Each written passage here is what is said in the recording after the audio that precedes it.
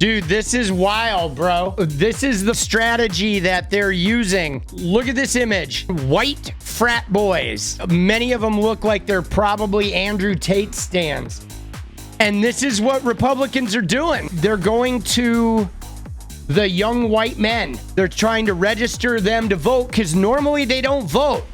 But this is what Trump land is about, bro. They know who their crowd is. This is the Trump crowd. A very homogenous looking group of young men. This is what MAGA is targeting, are these young homogenous groups of white men. And of course, there's a sexual abusing felon at the head of the MAGA party. It's really kind of gross, dude. But what's really interesting about this is how this is tied to MAGA, because MAGA is very much about that same conformity. MAGA wants to be that one-dimensional.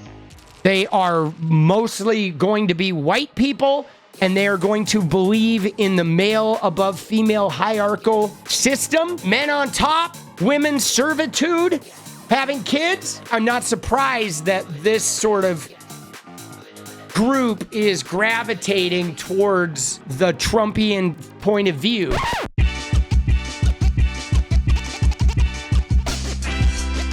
Because if you look at the Trumpian ethos, look at what it does. Ultimately, it takes the guy, right, like Donald Trump, who's like not that smart, not that literate, definitely not the smartest guy in the room. He's definitely not the most skilled guy in the room ever, but he gets to stand up there and have all the power.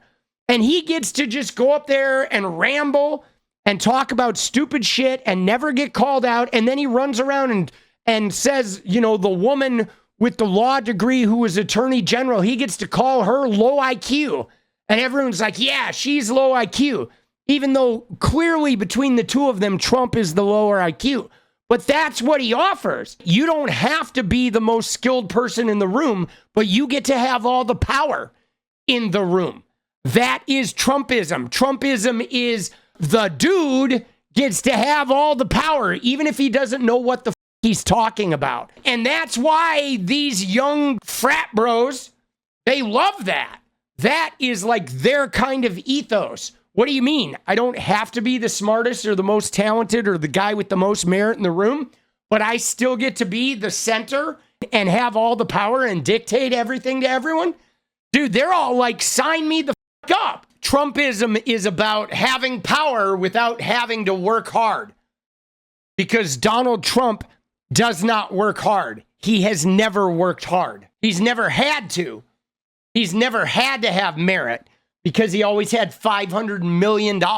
And when you have $500 million, you don't have to have any talent. You don't. When you have $500 million, you can be the biggest up on the planet. And you still have command over people because you control if they get to exist or not.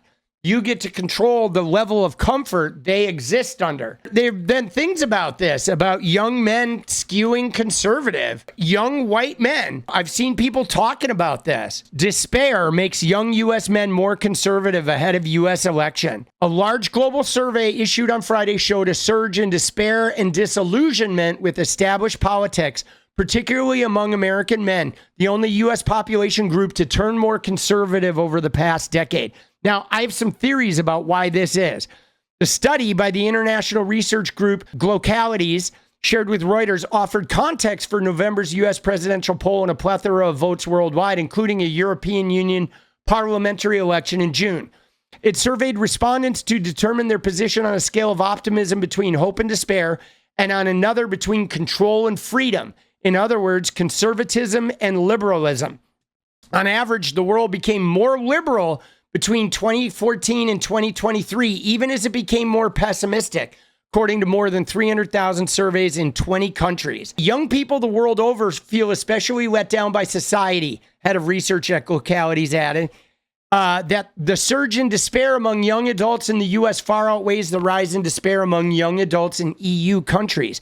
Most strikingly, young U.S. men were the only population group in the U.S. or 7 EU member states to actually have become more conservative since 2014, to favor more control rather than freedom.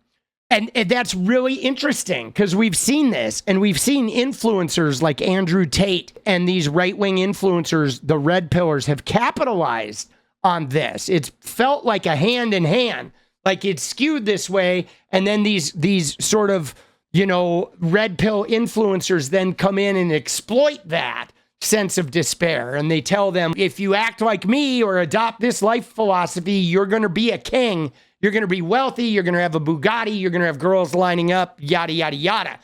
Worldwide feelings of hopelessness, societal disillusionment, and rebelling against cosmopolitan values partly explain the rise of radical right anti-establishment parties.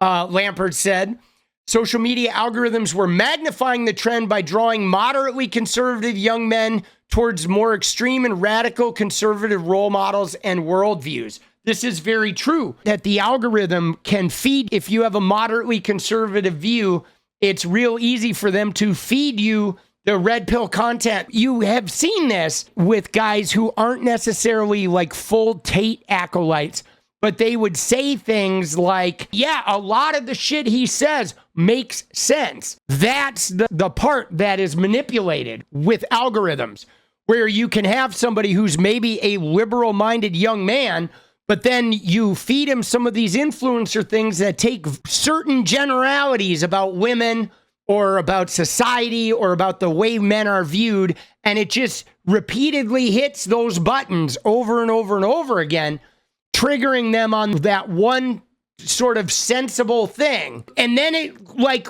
cracks the door open to let more of that shit in. Now, here's one of the things that I think feeds this for young men. But there has been a change in my lifetime in the last 40 years that has specifically hit young men, and especially young white men. And what is that change? That change is they can do wrong. When I was growing up in the 80s, and many of you who are my age, who are Gen Xers, will know this, we grew up in an environment where young white men were never wrong. Never. If you got a girl drunk and you hooked up with her, the guy was never wrong. It was always, she shouldn't have drank so much. There was never any issue. If a young white guy stole something, he got probation.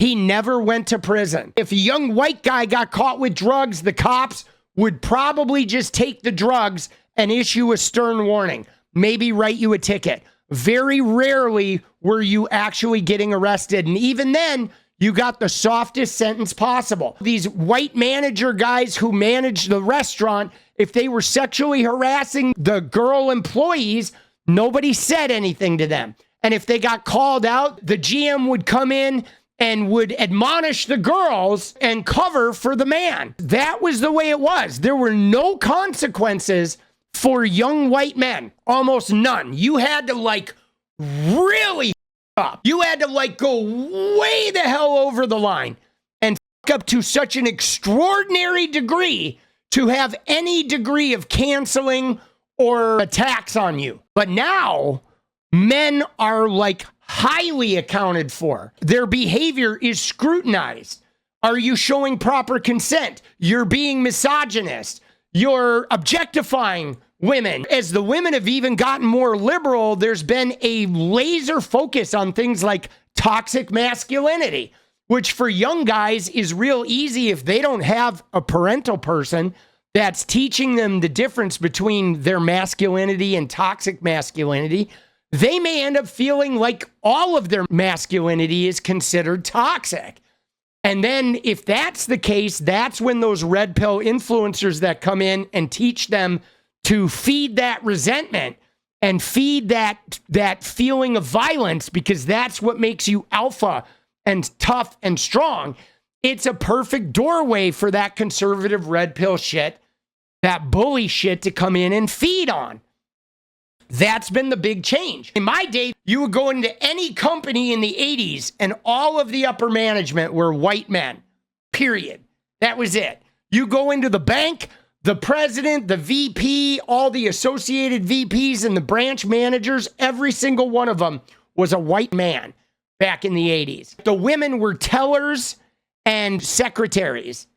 And that was it. The men were the guys in charge. And now it's not that way. There's a lot of women bosses. There's a lot of non-white men in power now. And so I think for younger guys, especially the fact that they mature later than the girls do, and they develop a little slower mentally.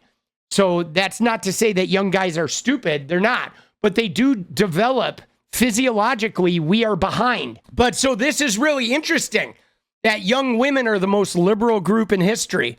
The report also highlighted a sharp difference between the world's young men and young women. Both were worried about career prospects, financial security, and education.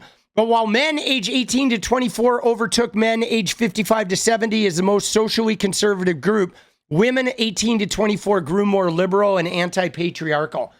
Isn't that crazy? Men aged 18 to 24 overtook men 55 to 70 as the most socially conservative group. Bro, how? How is that possible? Think about that. That is crazy to me that they're overtaking the boomer generation. A recent Financial Times report found that while young women are on average more progressive than their parents, boys are becoming more conservative. Some experts think that one issue in particular could be driving this divide: gender equality. Yeah, again, I think the gender equality, it's like the power dynamic shift it makes a lot of sense, right? That what is happening is women are becoming more liberal. Women are becoming more socially justice oriented. They're becoming activists. They're seeking power. They're demanding gender equality. They're seeking power for other groups, right? They're attacking the patriarchy. Their rights are being taken away with abortion and wanting to restrict birth control. And the men are trying to rebel against that. When you have people like J.D. Vance who are out there saying, if you don't have kids, you don't even really exist. You're unworthy. So the male response to that is to skew to that conservative, men are in charge, men more powerful. It's back to them thinking if the women get empowered, they're going to lose their power. To you, that is, you actually teach these young generations and talk with them every day. So do you also see this divide in your day-to-day job? Yes, there's absolutely a gender divide. I see it in the students that I teach. I also see it, I should mention, I have a 15-year-old daughter. I attended her middle school, so her 8th grade graduation when she was 14. And each of the students was asked to include an inspirational quote in a video that played before the ceremony. And the most popular figure to quote was Andrew Tate. Yikes. Dude, Andrew Tate and Trumpism, though, are one and the same. Make no mistake about it. Andrew Tate and Trumpism are one and the same. They value wealth and status and power and being a king and being a dictator on day one, and like the trophy wife. Trump surrounds himself with these like pretty women. Alina Habba, even if they're not good at their job, she's not that great of a lawyer. And then what else do they do? All the criminal charges against them are the Matrix or the deep state. They're being targeted. They get a complete absolvement from any responsibility because they're never doing anything wrong. They're not really the or the trafficker or the sexual abuser, right? They're not really looting the charity. They didn't really do anything wrong. They're actually, it's all a conspiracy against them. It is the classic abusive, toxic, masculine, abusive man, sort of patriarchal, complete absolution for the one guy at the top kind of thing. But yeah, the Tate and Trumpism shit is one and the same, man. And I feel like the young people today having consequences for male behavior, having a lot more focus put on toxic masculinity or masculinity in general, now measuring it against this ruler of toxic masculinity to check men. Are you being toxic or are you being not toxic? How are you with consent? How are you seeing women? there's a lot more qualifications now for men and how they express their masculinity and shit. And simultaneously, though, men aren't encouraged to have feelings, to be vulnerable, to share the struggles they're having. So in a perfect world, men would be raised with those responsibilities around consent and toxic masculinity and shit, but they'd also be able to be vulnerable, to be able to have discussions about the ways they feel they're failing or the ways they feel they're getting resentful, and have people listen to them and connect them. And not, it's complicated though, because certain groups, whether it could be women they're dating, it could be their parents, their father figure, it could be their group of male peers that then looks down upon them for sharing vulnerabilities or starts judging them for exploring the range of emotions they have. Like, even if you look at the Myron Gaines guy, who, what does he say about the 19th Amendment? Remember how he said women shouldn't be able to vote? And why? Because he says women vote with their emotions. So he's like saying that using your emotions is bad. So Myron Gaines is the kind of guy who's going to hang out with a group of dudes that are going to pressure all the other dudes in that group to not have an emotional range. If you experience your emotion, you're weak. You're not a man, right? Maybe they even use gay slurs for them. This is why men are fucked up, okay? Because of this type of shit. Whereas instead of him like being upset that people are voting with their emotions, he should get in touch with how he votes with his emotions. He should get in touch with how every decision he makes is connected to his emotions and his emotionality. And if he did that, he would stop resenting people who were able to do that without shame. Because the problem isn't the voting with emotions. The problem is Myron Gaines' own shame for how he processes and experiences his emotions. But his problem, instead of him getting in touch with that, he just goes around trashing all the women and any dudes that are feminine in his eyes. You see what I'm saying? It's like sometimes missing in it the ain't general rocket conversation. science. So what issues do men face? And I'd like to start with education, because some of the findings you have there are mind-boggling. Boys and men are behind in education at every level, from the age of 5 through to the age of 25. That's tough. In every advanced economy. And in pretty much every subject area. You can choose your really metric, tough. but you'll get the same story. And it's very interesting that it is pretty much a global phenomenon. And what that means is not just something about the American education system, or the Spanish education system, or the German education system.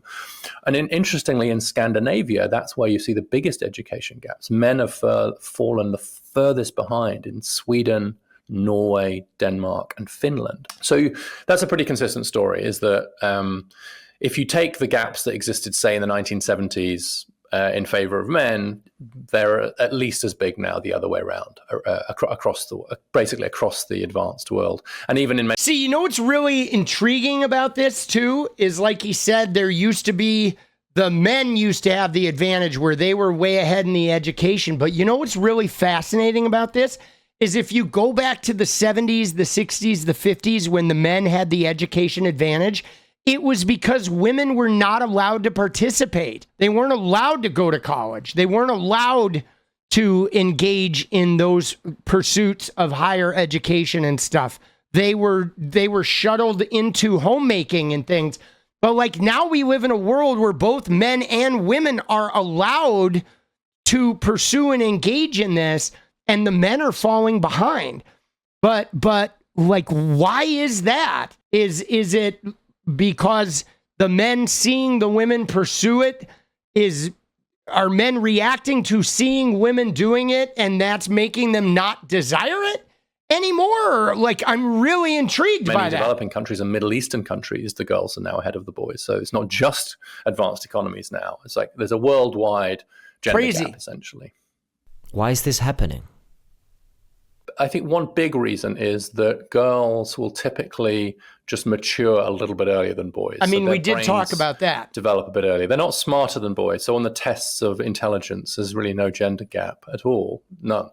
But in terms of grades and graduation rates and so on, young women and girls are typically doing better. And it seems to be that's like they just enter, they hit puberty earlier. That develops part of their brain called the frontal cortex earlier. So girls aren't smarter than boys, but they do get their acts together a bit earlier than boys. And the education system really rewards that. But the irony here is that the men who have the most traditional views about the roles of men, like the men should be the breadwinner, the provider, are men from poorer communities who are the least likely to be able to fulfill that role. Jesus, what a trap that is, right? This is how the conservatism starts. They're the group that is least likely to be able to be the breadwinner and to provide like that are the ones who have the strongest need to be that. Like, what a mind for them. No wonder they end up resentful and anguished and feeling worthless. So there's a real tragedy there, Yeah. which is that actually kind of upper middle class men who are super feminist, much more likely to be feminists, and don't have this view that men should be providers, they are providers and they can be providers. It's just, so basically, like, equality is much easier for the affluent and well-educated. I think it's really important that we think about patriarchy as status beliefs, that, you know, a patriarchal society is one where people think that men are high status. They are knowledgeable authorities deserving of deference. So even if a man is unemployed or has a pretty crappy house, he may still feel a sense of dominance over women. He may still be upset if a woman says no to his advances, if she spurns him. So that creates an intense sense of struggle and competition, the feeling that life is hard for them.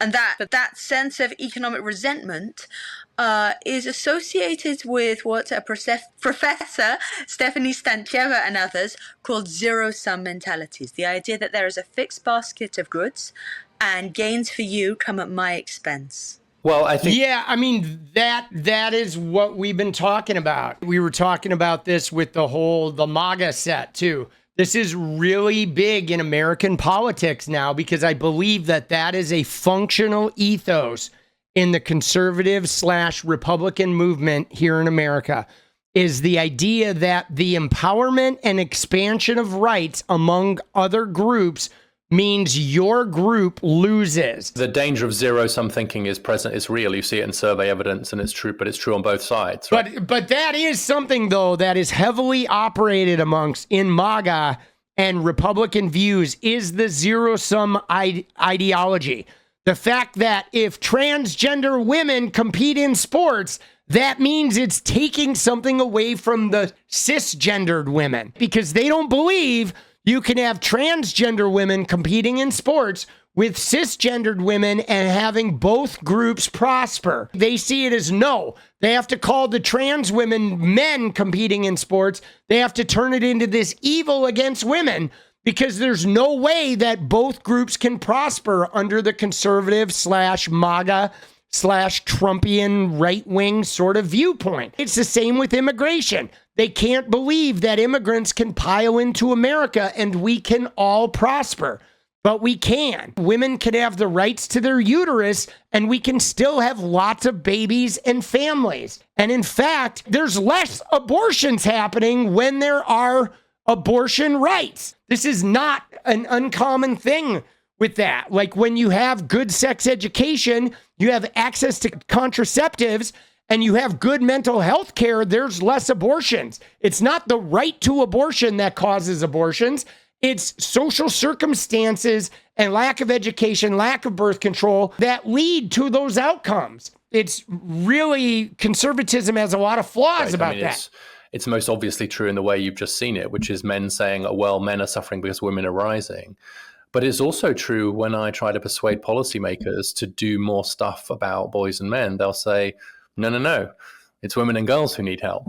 I'm like, no, they both need help. A friend of mine, Dana Matthew at Brookings, she said, equality always feels like a loss to the people who are previously unfairly ahead. Yes, that's true. And that's true. It's back to your point about relative status earlier, right? If it used to be the case that just being male just gave you this unfair advantage, which is what it was. The removal of that is going to create some dislocation. It feels like a loss. Really a great sentence. Equality feels like a loss to the people who were unfairly ahead. Yeah, that's just it. Equality feels like a loss to people who were unfairly ahead.